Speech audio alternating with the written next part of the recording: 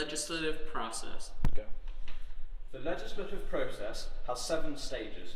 The first stage is the first reading, where there is no debate, just speaking and the introduction of bills. 10 to 14,000 bills are introduced per congressional term, but only 2 to 4% are made law.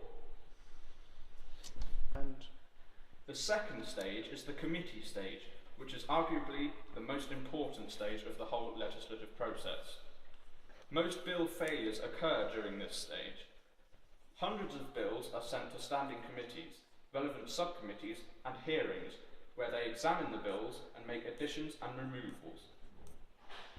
This process ends with a markup session, where aims, changes, and costs are taken into consideration. The third stage is the timetabling stage, where times are allocated for dealing with bills. This stops political traffic. The Senate does this through unanimous consent agreements, and the House of Representatives does this through the House Rules Committee. The fourth stage is the second reading, which includes the first chamber debate in the committee of the whole House. Simple majorities are required for bills to be passed here. However, filibustering can occur, where senators and representatives speak for hours on end in order to stop a particular deal. For example, in an all-night session, Bernie Sanders wanted to stop a tax deal with the Republicans, and he spoke for 8.5 hours.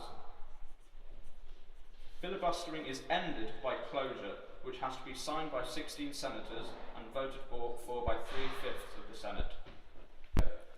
The fifth stage is the third reading, where the final debate occurs if substantial amendments have been made. The process then ends with a final vote in both houses, which requires a simple majority for the bill to pass.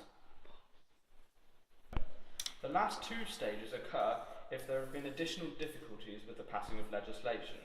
The first of these stages is the conference committee, although there has been a decline in use in recent years.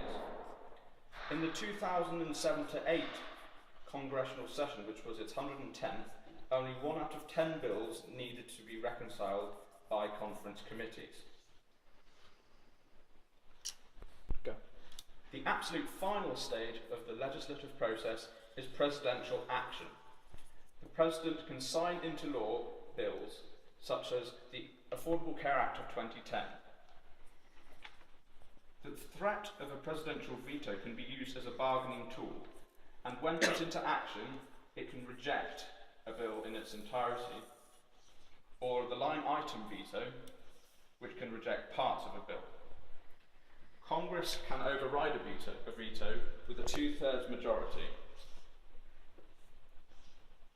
Directed and produced by Oliver Hastings, George Lewis, Nick Savage, and Will Bass.